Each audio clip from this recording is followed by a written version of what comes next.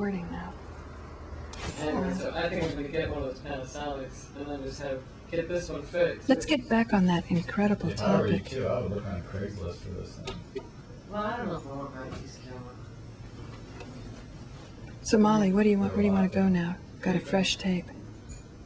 Oh, I wanted to talk about, you were talking about how being on Dharma, on purpose, is really what gets people out of themselves. Right. And they're, like, for example, now that I'm finally writing the book and really kind of getting organized, I don't know, I had kind of a depression, but it passed. It wasn't so debilitating and so overwhelming, so to speak. And Because you're on Dharma, you think? because I'm on Dharma. And that it seems possible to do. Like I used to get depressed about writing the book because it kind of seemed overwhelming and that I didn't know how I was going to do it. And Right. Because you and Marianne have helped me so much. And then Right. like even the thing that we did with Sarah the other night, that was helpful, but more work too, right? Because you add more notes, it keeps going, or no? well, I didn't quite get what I wanted. You know what I mean? Yeah. Like, it was not. Anyway, that didn't matter. But at least it was a start. Okay, well let me give it a stab. But you had a good I was just saying, there's I call it hooking the energy. Where you just feel you've gone through all those hurdles, the doubt, the fear, the insecurity, or where you felt at 39 years old, you say you're just right back to zero. I think a point comes with people in spiritual practice. They could do a lot of years and then have to sit there and say, did this really do anything for me? It's a sort of a dark night of the soulish type of experience. And you went through this with TM. You mean, how many years were you with Yeah. And then I remember Swami said nothing is wasted. So, everything is in the hopper of experiences there. But still, I must say, when we were doing a lot of intense video work here, I had a different reaction about marijuana because of watching Joe operating with it. And the conclusion I've come to is that these drugs can be used in a mindful way, and they can be used in an abusive way. And I think same with gurus. You can have better gurus and worse gurus. And I think a really skillful guru would be one who can get you to face the pain, of whatever it is that you're not wanting to look at, without having you buckle and become discouraged to say, like, it's just too much. So I don't think it's a question of this is right and this is wrong. Even a quote-unquote bad guru, for a really focused and sincere student, they would still be able to gain something positive from it. And likewise, the alcohol. But I think if you have a tendency to abuse, or that it might not be useful, then you back off of it. That's my thought. I just want to make sure. But I had actually wanted Joe, if he had any thoughts on any of this. No, if anything happens, chime in. What are you doing, Molly? I'm just, yeah, go ahead. Just be careful about the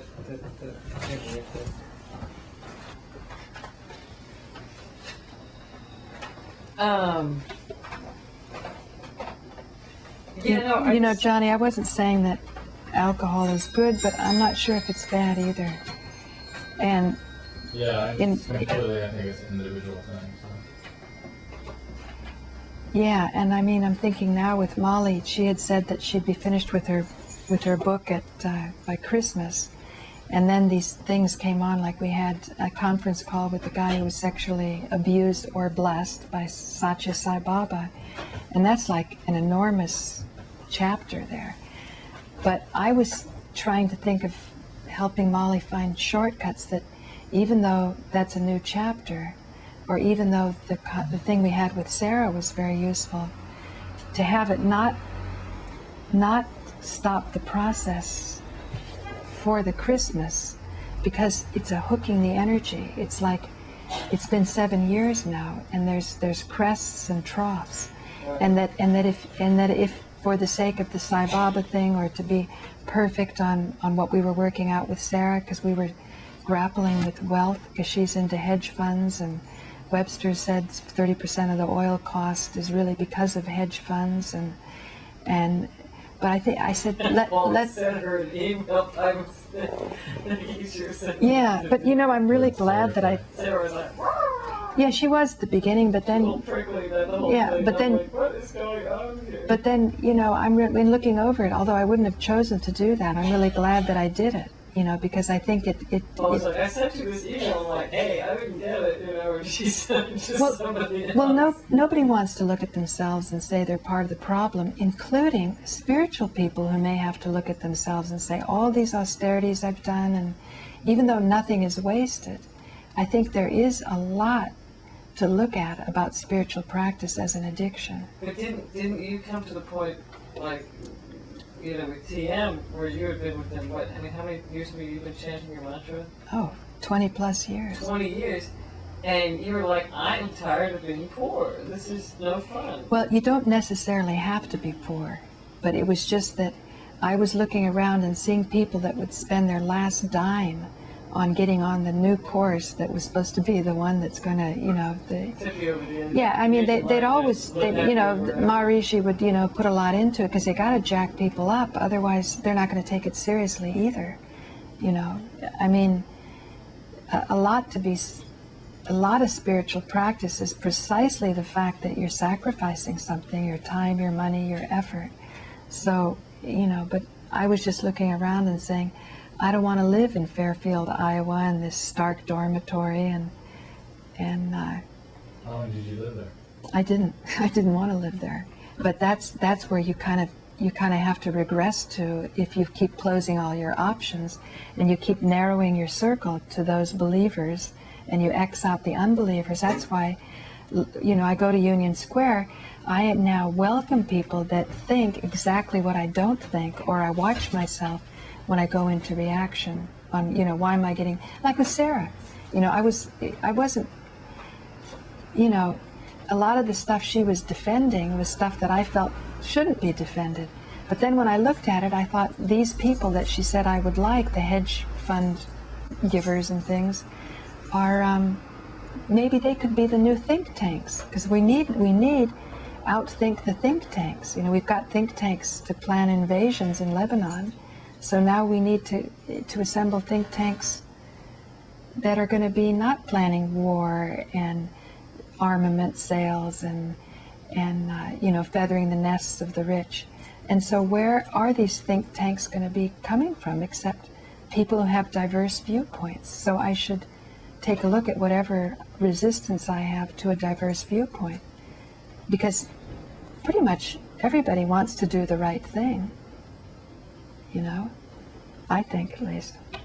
You don't think people just want to take care of themselves? Well, what I do think when I look at it, that's what Johnny was talking about. When you go into that fear, there won't be enough. That this phenomenon of taking care of yourself is something that's running inside me. So that's the only thing I can deal with. And when I do, then I have compassion for how somebody, Halliburton, is worried about asbestos lawsuits, and they got to start a war to get out of the asbestos lawsuits, or they got to put a Patriot Act up, or they're worried about how they look to their neighbors. I mean, one banker in Kentucky told me something I'll never forget. Our competitors were owned by the main telephone company, and you mean in Kentucky. Yeah. And the telephone company is always rich, and these people were connected in the Kentucky Derby and all that. And I said, and we were having to plan our advertising strategy, and we had hardly anything, and we don't even have the capacity to borrow money because banks don't even know what cellular telephone's going to be. So we have this sort of nebulous asset, but nobody's going to lend on it. So you know, we're a little stuck. But I told this banker, I said, well, they have so much money, you know, the competitor. And he said, why would they have to go get any money? And he says, Paula, everybody always needs more money. You know, I thought, oh, that was like a revelation, you know, to be told by this guy who knew that the pinch that I was feeling is also felt by those who have staggering amounts of money, you know. So anyway, I don't know how I got onto that. Molly, can you help me out? I lost my train of thought. You guys want to pass through? You guys want to get out of here? You want to pass through? Just make, be aware that there's a, this thing I is just walk very slowly. Yeah, you very can go by. mindfully. I have to. There's cables. Should I go on behind you? Yeah, Yeah, that's probably better. but it's not necessary to. It's okay. Well, Paul, I mean, what else do we want to cover? What time is it? It's $20 after 4. I guess Nobody's Bhagavan coming is not until showing up. 6. I just don't- Waiting for Bhagwan. You're disappointed? Well, it's one of these things that You have to put your foot up a little there. I kind of felt like, Just a moment, I'll figure out how to do it. Okay. I kind of thought that this was kind of a trust exercise with the universe, and that he probably would show up if just a little bit late, you know what I mean? Uh-huh. And Well, I find this extraordinarily valuable because, you know, I talked to Kathy Davis. When you interview spiritual people, it's just so easy to go on the automatic mode with them. But the kind of automatic mode. like what? Oh, I did this many austerities, I had this blissful experience, I saw this guru then, I introduced Ram Dass. It just goes on and on. But this is the meat of it, you know. This is the human life, you know, and our families, how we get along, our strategies, whether alcohol's an addiction, whether it's a cushion, you know, whether gurus are an addiction, a cushion, and you know. So to me, I don't feel I've wasted. No, that's what I said. I said, well, if Bhagavan doesn't show up, we'll interview Johnny. Got everybody else on the net. Mom's next. Yeah. Yeah, she's a little shy about the camera, but she'd be great. Right. See, that to me, okay, I felt growing up, she was the most enlightened being that I had ever run into, that really walked the talk. No? Yeah. I mean, I'd heard about all these other people, but when you see them up close and personal, because, I mean, you left in 6th grade, but, you know, I was had to duke it out there with Dad and Mom, and, you know. And it was interesting, you know, and so, I don't know, to me, it's been a real privilege to have her as a mother. But not your dad as a father? I'm coming to appreciate him more and more. But it was tough going there for at least 25 years. Well, imagine that while that shrimp farm stuff's going on. This was before the shrimp farm. How old were you when that happened? I was 9 through 18. Still, I mean. No, but Johnny said, Johnny, didn't you say that I didn't speak to Dad for an entire year when I was like 3 or something like that? You remember that? That started early. Really? What do you think that was about? Yeah, Dad was just a freak. Is there any relation between Aunt Mary and her father? That marrying into a rich family? That there's a pressure on a guy, you know, when you're married into a family. I mean, I remember one of my marriages, I wanted to have children, and Bruce said, oh, we have to have I need $1 million before I'll feel secure to have children. So a little time goes by and there's $1 million. And then he said, it has to be my $1 million. And that's when I realized this male-female thing happens. And I think that was tough for your dad, you know? And I wonder with Mary and with her father and with Stuart, if Mary could take a look at something like that, maybe she'd be fun without drinking. It's just a thought, because that's painful. That's really, really painful. With my father in the hospital bed, he was talking about his family, because I'm trying to get these stories before they're gone. And the family inherited land from generations. And if you were a girl with the land, somebody marries you and you share that land, and that's what you do. You look for a girl with land. If you don't have it in your own family. So. Yeah, I don't know what to say with that, because I mean, Charleston was like, that was part of that was one of the businesses. marrying rich. Right. He was the first one to do it. And I also think Dad, Dad went to Yale, MIT, Harvard. I mean, he had, and not to mention, he probably was worth, I don't know, 500 grand when he met Mom, which was in 19... Yeah, and he had a job, he was a vice president at DuPont. In 1956, that was a lot of money. Why was he a freak then? Because I think the whole, growing up during the Depression, he was a freak. He was freaked out. Freaked out? Yeah, by that whole, never having any money. Like scarcity has not been transcended, right? No, but I think it was that, his father did amazingly well considering what other people went through during the Depression. But there was always this thought that, you were going to lose all your money. And right. Right. Yeah, it was constantly sort of drilled into us that we might lose all the money at any minute. Oh, and that was the whole trauma of Mara Farms. I mean, every year Mara Farms would go broke. And Dad would come home and he'd go, okay, this year we're going to make it or break it. And, then every year they'd break it. And he'd go back and refinance the thing to the tune. And Mom would put money in. I mean, that was so interesting in the lecture, I mean, he gave her full credit, and yet now the industry works. And it's a multi-billion-dollar right. industry, isn't it? Yeah. So... But I think that's often the case.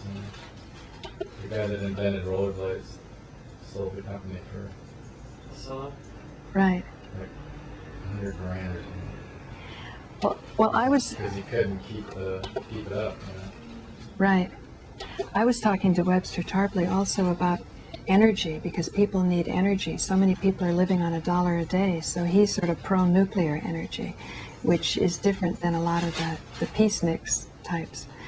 But I said, what about Nikola Tesla or Buckminster Fuller? Well, he thinks Buckminster Fuller is a kook, and I have to do a little more research, but when you look, we really live in a design way, in a very inefficient manner, so I think design really can do a lot to not make us go into Malthusian thinking where there's too many people on the planet and some of us have to go. And then who has the privilege of being the ones to stay and then the ones to go? But Paul, I still think that your idea that we don't need birth control is just so hilarious in a way. I'm Mike too. You have something to say on that? If you have something to say on that. Well, this gets into spiritual experiences. At the Kumbh Mela, when I was there with, God, a gazillion people. It's the religious festival that has the largest gathering on the planet. I had just a crystal clear realization. People are not the problem. There are not too many people, and there never have been. There are not too many people. You fly in an airplane and you see all the land. No, think about it. You're in an airplane and you look down. You go from New York to LA, and you go over all that land. There's so much land, and everybody's wanting to crowd together. And this is what Buck says. He says, "Oh, everybody shouldn't be in the city," but I love the cities too. And I think a design genius like Buckminster Fuller, understood this. And then someone like Nikola Tesla, who Webster doesn't know much about, but no question, he developed alternating current. So many of the inventions that we have today, even when people go for patents, they still run across with the fact that Tesla came there first, even today. So our technology is based on the work of a man who never became rich and is hardly even known today. And everyone goes, oh, he just didn't have savvy. And they hide the fact that there was thievery going on. They destroyed his. Let's go back. No, but slow down. This is so important.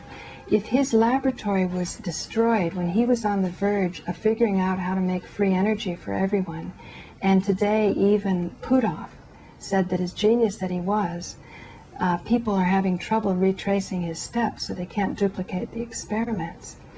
He still thinks the thought that I'm having is exactly what we started out. Your conversation about putting tape in here and what scarcity was like and having confidence in this divine connection, so that you're so engrossed in doing your work. Even though he died penniless, he still managed to make his contributions. He didn't say, oh, unless J.P. Morgan comes up with the bucks, I can't do this. He went ahead and did it. I mean, it was a huge setback when his lab was destroyed. But he kept going. He was also very wealthy for a long period of time, too. Well, he hung out with the right crowd, but you would think... But he also had a lot of money. He didn't come with money. He came penniless. He died penniless. No, he came penniless. He came to the country without any money. Right, but then he became worth a lot of money, and then he died. Right. But you don't think that there's a limited amount of resources considering... No, I don't. That we're going to push all the other species on the planet out? No. And habitat destruction means nothing. Lester Brown writes in World Watch that this year the demand for wheat has finally become greater than the supply. First year ever. So. Yeah, but even if that hadn't been achieved, you know, people have still been starving. Without, even if there up until this point, there's always been enough wheat for the demand. Right. It certainly hasn't reached. People have starved even before that. China comes online, and they start consuming at the level that we're consuming at, which they will easily be able to do in the next 20 years. But maybe it's a design phenomenon. That's what Buckminster Fuller said. that the technology's there. That if, like in other words, instead of slaving away, we're living our life doing what we're doing now. That we're working through things until we hit that divine energy, and that's where the power comes from. So that what Puthoff's talking about, the 0-point energy that everyone's looking for, it's got to be something that we achieve with our consciousness, you know. But I mean, just taking up physical space, right? I mean, you say that there's plenty of land out there, but there's other things that should give them a chance to live on the planet besides just us. And if we don't allow space for that. But what I'm saying is, when I went through, I didn't see us displacing, me and Buck going through Nevada, going through Wyoming, going through all those places. I didn't feel a lot was displaced, but certainly the meat packing plants, the way animals are treated, there's stuff done so much with an eye to the bottom line, which again is an eye to all the fears we've all agreed we've had that we have to overcome in order to make that dharmic connection. You think that wild animals haven't been displaced by human habitation? I think they've been displaced by the fact that we haven't worked out these problems of fear, of scarcity, of lack of trust, whether it's alcohol that sort of cushions it temporarily, or whether it's alcohol that's used to kind of, if it's used judiciously, like meat, for example. Are you going to stop eating meat? It's almost going to be forced on people when you start seeing how sick people are getting, and they've just reached the limit of the antibiotics. They can't give anymore, or the cows that have so much hormones. Then you've got, you know, there's got to be a crisis in another area. So I'm saying, let's not jump to simple conclusions about what will minimize the crisis, but live in that unknown. Because I'm saying in a way it's worse than saying there's too many people. So you don't believe that we should support birth control? I think birth control is, it's not the issue. You know, people. I think it's part of the issue. I think it's very little of the problem. Do you think that a family that has five children is just as easy to support as a family that has 2? No, I'm not saying that. I'm saying if you actually look, say for example, Muslims are always accused of reproducing too much, in India especially. But when I went up to Kashmir and I looked, never did I see gorgeous 30-year-old virgins that no way they would have the money. First, I don't know where prostitution is. There's so little money. And like my cousin said, well, what about tourists? But there's no tourists up there because it's always on a red alert. It's a dangerous place. And I never saw such sexual austerity as I did in this entirely Muslim area because they didn't have the jobs to get a decent, to be married. They couldn't be married unless they had a job. If they didn't have a job, you know, no father would allow that. And then the parents of the girls are really, you know, worried about their daughters. And you see things come grinding to a halt. And it's a very painful process. Yeah, but Kashmir is not the place where they're having a population explosion. Well, what I'm saying is I have to see where is the population explosion and then look into it because it certainly wasn't in Kashmir. Anyway, another thing that Webster was talking about is that when you fill yourself with these thoughts, you wind up feeling discouraged and hopeless. There's too many people, you know, there's not enough resources, there's no way. And oh my God, I'm the one that's taking more than my share. Then you've got that guilt on there. He was, in the chapter on schizophrenia, he was talking about George Bush exhibiting the schizophrenic qualities because he had his addictions in the past, and unlike you, wasn't fessing up to it. And so that when he would hear this information, then it was completed by the end of the day of 9/11, the only way he could survive is just disconnecting from the sequence of events, throwing himself into this being reborn, and then getting out of it that way. But he carries obviously more guilt than we do because he knows more about it.